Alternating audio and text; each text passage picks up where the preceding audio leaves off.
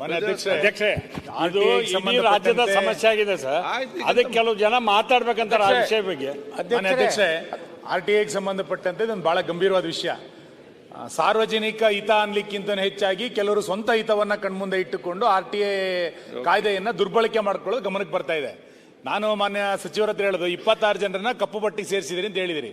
ಕಪ್ಪು ಪಟ್ಟಿಗೆ ಸೇರಿಸಲಿಕ್ಕಿರುವಂತ ಮಾನದಂಡಗಳೇನು?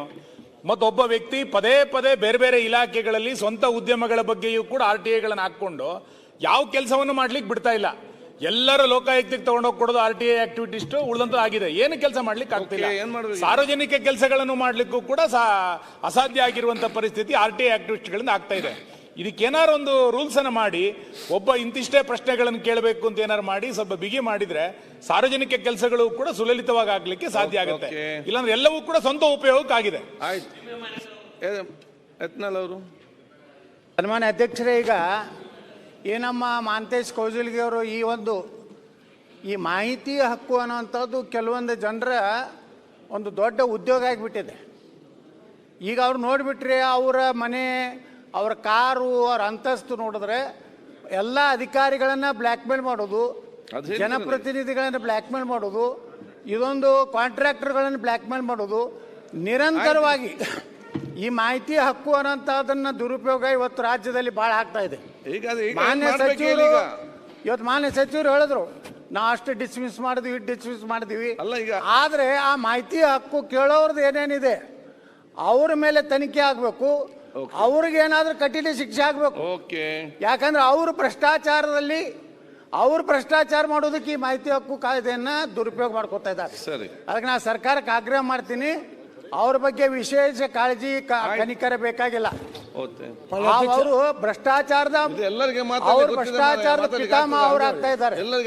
ಅದಕ್ಕೆ ಅಧ್ಯಕ್ಷರೇ, ಅದರ ಮೇಲೂ ಒಂದು ವಿಜಿಲೆನ್ಸ್ ಇರಬೇಕು. ಆ ಮಾಹಿತಿ ಹಕ್ಕುದಾರ ಮೇಲೂ ಒಂದು ವಿಜಿಲೆನ್ಸ್ ಆಗ್ಬೇಕು. ಅದು ಅವ್ರ ಆಸ್ತಿ ಪಾಸ್ತಿನೂ ಸಹ ಇವತ್ತು ತನಿಖೆ ಆಗ್ಬೇಕು. ಅಂದಾಗ ಅವ್ರು ನಿಜವಾಗಿ ಮಾಹಿತಿ ಹಕ್ಕುದಾರರು ಅಥವಾ ಸರ್ಕಾರವನ್ನ, ಅಧಿಕಾರಿಗಳನ್ನ, ರಾಜಕಾರಣಿಗಳನ್ನ ಬ್ಲ್ಯಾಕ್ ಮೇಲ್ ಮಾಡುವಂತ ಮಾಹಿತಿ ಹಕ್ಕುದಾರರು ಬಹಳ ಆಗಿದ್ದಾರೆ.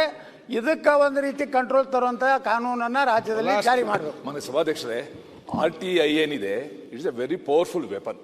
ಬಹಳ ಒಂದು ಒಳ್ಳೆ UPA ಸರ್ಕಾರ ಇದು ಒಂದು ಒಳ್ಳೆ ವೆಪನ್. ಸಜೆಷನ್ಸ್ ಆರ್ ಅನ್ಫಾರ್ಚುನೇಟ್ಲಿ ಮಾಹಿತಿ ಹಕ್ಕುದಾರರ ಕಾರ್ಗಳನ್ನ ನಾನು ನೋಡ್ತೀನಿ.